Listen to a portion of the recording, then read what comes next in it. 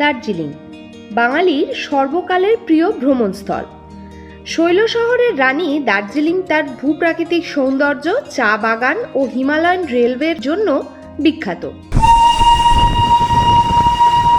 অনাবিল সৌন্দর্য, মনোরম জলবায়ুর কারণে বছরের কোনো সময়ই পর্যটকের কোনো কমতি দেখা যায় না। আজ এই পাহাড়ের রানীর মোহময়ী সৌন্দর্য আমরা উপভোগ করব পায়ে হেঁটে। থাকবে দার্জিলিং মেল রোডের একদম ওপরে দারুণ একটা হোটেলের খোঁজ। কাটাবো বেশ কিছু অলস সময়, যার মধ্যে অবশ্যই থাকবে কেভেন টেরেসে বসে ইংলিশ ব্রেকফাস্ট, সাথে বন্ধুদের সাথে জমাটি আড্ডা। দর্শন করব মহাকাল মন্দির, ট্রাই করব নেপালি থালি, দার্জিলিং মেলের শপিং এবং দার্জিলিং চায়ে চুমু, সাথে আরও অনেক কিছু।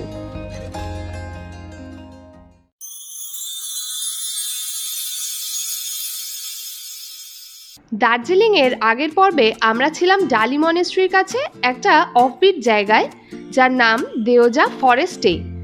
ডালি থেকে দার্জিলিং আসতে আমাদের 4 জনের একটা গাড়ি ভাড়া পড়লো 300 টাকা। আর শিলিগুড়ি বা এনজেপি থেকে দার্জিলিং আসার সবথেকে সহজ উপায় হলো শেয়ার গাড়ি, যার ভাড়া মাথাপিছু 250 টাকা থেকে 350 টাকা।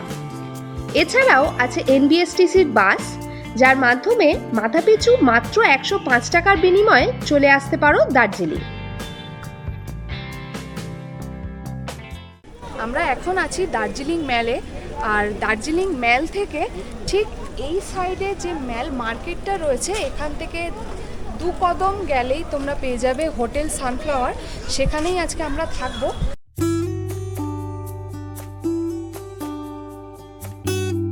আমার ঠিক বাঁদিকে দেখলে ওপরেই আছে দার্জিলিং মেল, আর আমি এখন দাঁড়িয়ে আছি এক্স্যাক্টলি হোটেল সানফ্লাওয়ারের সামনে। এটাই হচ্ছে এনাদের এন্ট্রি গেট। তো চলো ভেতরে যাওয়া যাক।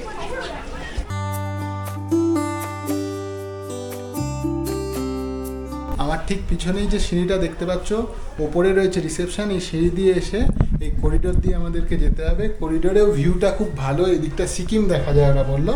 তো এই করিডোর দিয়ে গিয়ে আমাদের রুমটা, চলো রুমটা একটুখানি দেখে নিই। তো আমরা হোটেল সানফ্লাওয়ারে আছি 106 নম্বর রুমে, আর এটা হচ্ছে একটা 4 বেডেড রুম। তো পুরো রুমটা কেমন চলো সবাই মিলে দেখে নেওয়া যাক। প্রথমেই বলি যে ওয়ালটা একদম উডেন ফিনিশ, আর এই হচ্ছে বেড। বেডের ওই পাশে আছে একটা টেবিল, টেবিলে দেওয়া রয়েছে ফোন, আর এইদিকেও আরেকটা সাইড টেবিল দেওয়া আছে। এখানে রয়েছে জলের বোতল আর কাপ, আর দেওয়া রয়েছে গ্লাস। আর এখানে একটা পুরো সিটিং অ্যারেঞ্জমেন্ট টাইপের করা আছে। যেহেতু এনাদের নিজস্ব রেস্টুরেন্ট রয়েছে, তো রেস্টুরেন্টের মেনু কার্ডটা ওনারা রুমেই প্রোভাইড করে দিয়েছেন। এইটা হচ্ছে আর একটা রুম, এটাও খুব সুন্দর, এবং ওই রুমটা যেরকম স্পেসিয়াস ছিল এই রুমটাও কিন্তু সেরকমই স্পেসিয়াস। এই রুমেও রয়েছে একটা ডাবল বেড, এই সাইডে রয়েছে একটা টেবিল ছোট্ট, আর এখানেও একটা টেবিল দেওয়া আছে। এখানে রয়েছে ভেতরে পিলো আর ব্ল্যাঙ্কেট দেওয়া আছে, আর এখানে পুরো রয়েছে ইলেকট্রিক কেটল আর সমস্ত টি কিটগুলো দেওয়া আছে এখানে, উইথ আরও 2টো জলের বোতল। এইখানটা তোমরা লাগেজ স্পেস হিসেবে ইউজ করতে পারো, লাগেজগুলো রাখতে পারো। আর আমরা যেহেতু বর্ষাকালে এসছি, দার্জিলিংয়ে তো বর্ষাকাল মানেই বৃষ্টি, তার জন্য এখানে এনারা ছাতাও প্রোভাইড করেছে। আর এই জায়গায় রয়েছে একটা ওয়ার্ড্রপ। চলো এবার বাথরুমটা দেখে নিই। তো এইটা হচ্ছে বাথরুম, বাথরুমটাও একদম পরিষ্কার, রয়েছে ওয়েস্টার্ন টয়লেট, গিজারও রয়েছে এনাদের। এই দিকটা রয়েছে শাওয়ার এরিয়া,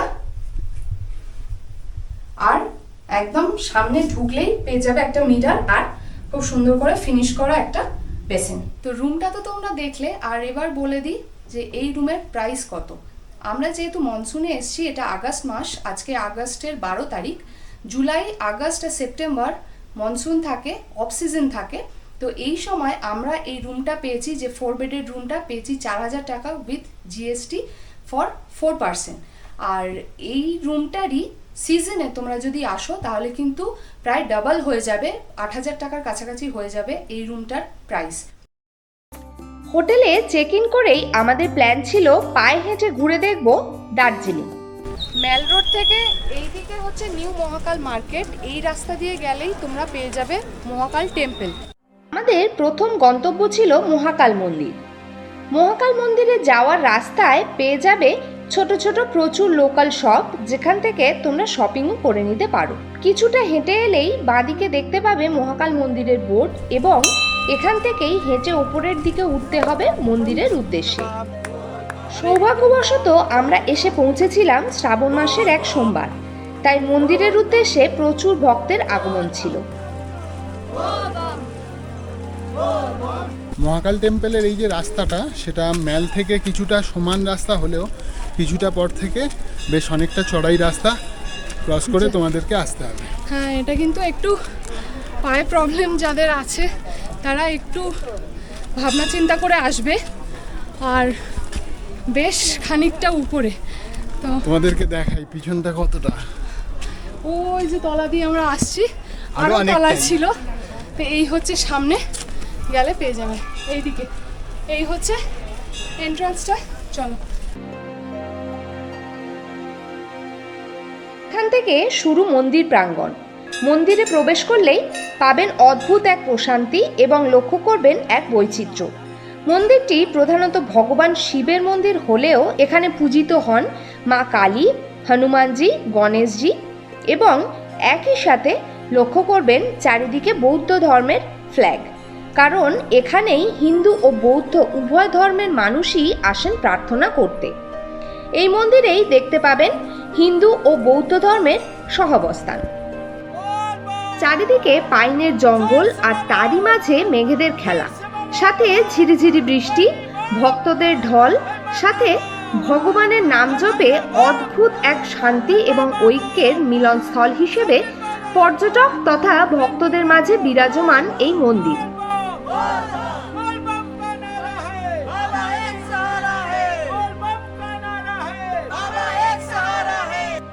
দর্শন শেষ করে আমরা আবার নিচের দিকে চলে এলাম এবং নজরে পড়ল ভোগ বিতরণ হচ্ছে।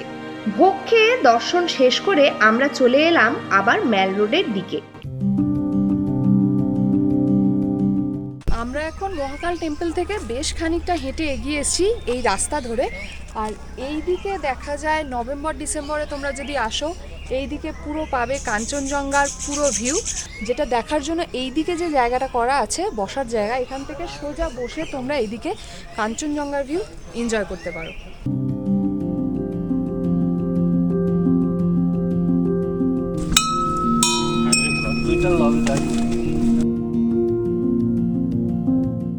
মেল রোডের এত কাছে এত শান্ত একটা জায়গা আছে, হাঁটার জন্য কিন্তু একদম পারফেক্ট।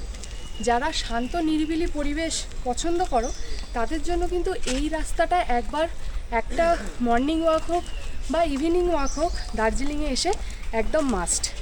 আর পাখির জাস্ট আওয়াজটা দেখো কি সুন্দর হচ্ছে।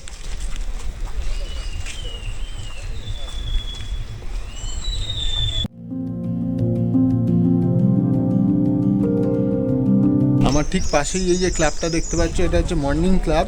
এখানকার লোকাল লোকেরা এখানে সকালবেলা কাঞ্চনজঙ্ঘা ভিউয়ের সাথে সাথে এক্সারসাইজ করার জন্য এই জায়গাটা খুব ফেমাস।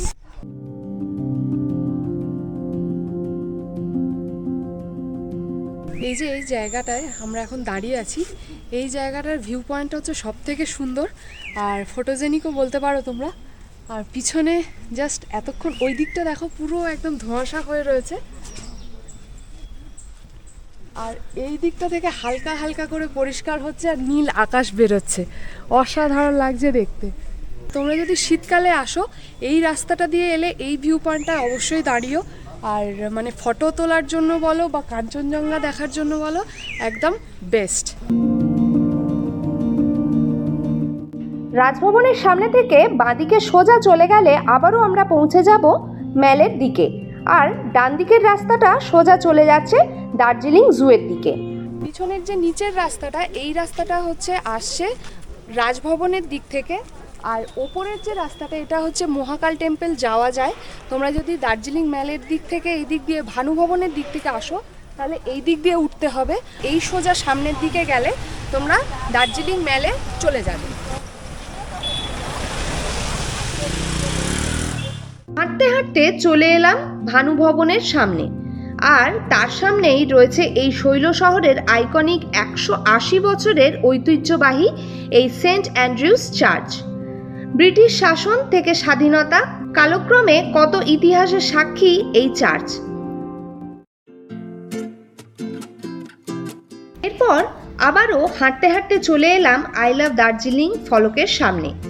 ম্যাল রোডের এই হেরিটেজ ওয়াক শেষ করে দুপুরবেলা আমরা চললাম নেপালি কুইজিন ট্রাই করতে। ক্লক টাওয়ারের নিচের রাস্তা দিয়ে হেঁটে যেতে হবে স্মার্ট বাজারের কাছে। দার্জিলিংয়ে আজকে আমরা ট্রাই করব অথেন্টিক নেপালি কুইজিন। তো চলো যাওয়া যাক পেনাং রেস্টুরেন্ট। চলে এসো। দার্জিলিং পোস্ট অফিসের ঠিক উল্টো দিকে রয়েছে 52 বছরের পুরনো এই রেস্টুরেন্টটি। 1972 সালে তৈরি এই রেস্টুরেন্টে অবশ্যই আপনারা একবার ট্রাই করতে পারেন নেপালি থালি। এছাড়াও পেয়ে যাবেন মোমো, থুকপা, চাউমিন সহ বিভিন্ন চাইনিজ আইটেম। ये आपका मूली का चटनी है, ये फर्मेंटेड है, ये भी आपका फर्मेंटेड है सोयाबीन का, कीनेमा बोलते हैं इसको। ये आपका आलू भाजा हो गया, और ये सेसमी, पेरीला और पीनट्स का मिक्सचर पाउडर। और ये दाल, ब्लैक दाल, काली दाल है। ये सब्जी है, ये दोनों सब्जी। ये सिमराई है, तो ये भिंडी आलू का सब्जी है। ये चिकन, जी चिकन का। ठीक है, थैंक यू। এখানকার নেপালি থালি কিন্তু একদম মাস্ট ট্রাই। আর এই লাঞ্চটা ছিল অবশ্যই আমাদের এবারের উত্তরবঙ্গ ট্যুরের বেস্ট লাঞ্চ। ঘোরা হলো, পেট পুজোও হলো, এবার পালা টুকটাক শপিংয়ে। বন্ধু বান্ধব হোক বা ফ্যামিলির সদস্যদের জন্য এরকম টুকটাক কেনাকাটা সেরে আমরা চলে এলাম দার্জিলিং চায়ের খোঁজে। বাংলার উত্তরাঞ্চলে তৈরি দার্জিলিং চা তার সুগন্ধ ও স্বাদের জন্য সারা বিশ্বে পরিচিত। এই চা কিনতে কিনতেই চলো তোমাদের সাথে শেয়ার করা যাক দার্জিলিং চায়ের ছোট্ট একটা ইতিহাস। 1852 সালে প্রথম বাণিজ্যিকভাবে চা উৎপাদন করা হয়। তুফান, স্টেনথেল, আলুবাড়ি, মকাইবাড়ি এই সমস্ত চা বাগান ছিল তখনকার প্রধান চা বাগান। ফাইনালি আমরা আবার চলে এলাম দার্জিলিং ম্যালের ওপর। আর দার্জিলিং ম্যালের এখনকার জাস্ট অ্যাম্বিয়েন্সটা দেখো, চারিদিকে পুরো ধোঁয়াশায় ভর্তি, মানে এত সুন্দর লাগছে এই ওয়েদারটা এনজয় করতে। এই জন্যই ঘুরতে আসা বর্ষায় উত্তরবঙ্গ, মানে এর কোনো তুলনা হয় না। এরপর ডিনারের জন্য চলে এলাম দার্জিলিংয়ের অন্যতম আইকনিক জায়গা গ্লেনারিজ। নেহেরু রোডের ওপর গ্লেনারিজ এবং তার এই ফটোজোনের খ্যাতি আজ দার্জিলিংয়ে ঘুরতে আসা কোনো পর্যটকের কাছেই অজ্ঞাত নয়। 135 বছরের পুরনো এই রেস্তোরাঁটি চলে আসছে ব্রিটিশ সময় থেকে।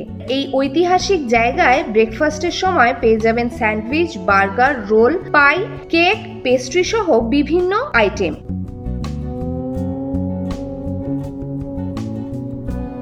এখানে এলে অবশ্যই ট্রাই করবেন চিকেন স্টেক, সিজলার এই সমস্ত খাবার।